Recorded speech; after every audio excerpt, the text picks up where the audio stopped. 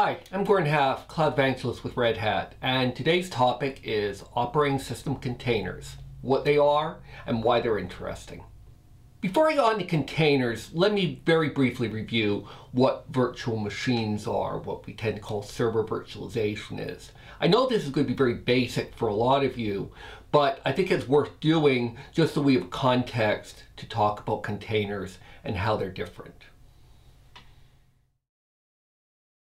Let's first take a look at virtualization. So you've got a server.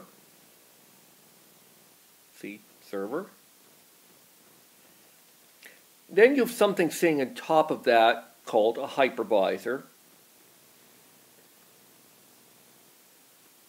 We'll call it H right there.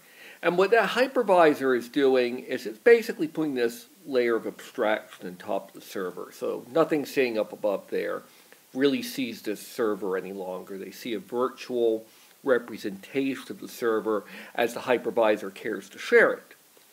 So now you can run virtual machines on top of that hypervisor. So there's a VM, and this is an entire operating system contained in here, so a guest OS. Now, because there's an entire OS in that VM, the other guests on top of here don't actually need to be the same thing. So we can have a different VM, we can even have a third different VM, and so forth and so on. Now, the disadvantage of this approach is that by having a complete operating system essentially around the application, you're carrying a lot of overhead essentially for each of those virtual machines.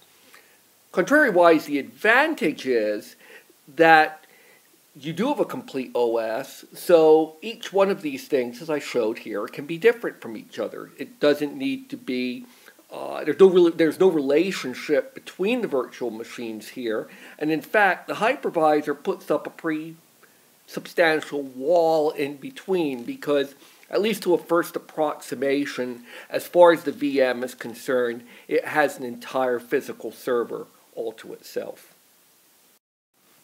Now let's talk containers. Containers have actually been around for a while, but they've never been terribly popular in enterprises, although they've been used fairly extensively at hosting providers. So let's look at what a container is. You still have your server down at the bottom, right here, big ass. Things don't run too well without hardware. But then, rather than having a hypervisor sitting on top, you basically have a nice big operating system, OS, like Linux, and why we won't run anything other than Linux. Now, rather than running guest instances, guest operating systems on top of here, what you really have are resource groups within the operating system. So we have our application here, and from the operating system's point of view, this is a bunch of processes, execution entities. And in fact, historically with Unix and Linux, you could do various types of management of these process groups. So things like C groups in Linux, for example, let you specify the amount of network, the amount of CPU, the amount of storage, and so forth that those individual groups of processes can have.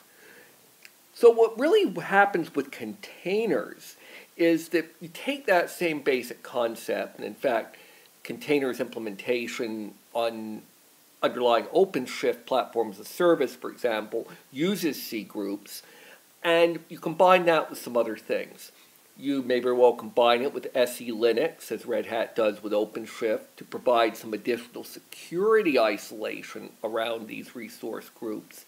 And then furthermore, you do various types of namespace isolation so that that application, that instance, running in that resource group thinks it has an entire server to itself. But the difference here is that everything is happening within an operating system, and one of the big advantages here is that means this operating system, which is very good at managing processes and groups of processes, has visibility into each of these entities that are running on it. And that creates a lot of advantages in terms of efficiency, the speed with which instances can be started and stopped, and so forth. So to review, with containers you have a relatively homogeneous environment. All of the guests are running on a single operating system kernel. So they all have to be running in the same operating system kernel version.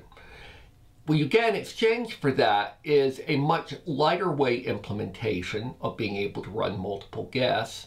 And this may be an advantage or a disadvantage. If you want to, for instance, update the operating system, you'll only need to update it once, not in every guest OS, which potentially eliminates or at least greatly reduces issues associated with sometimes called VM sprawl. So why are we talking about containers today?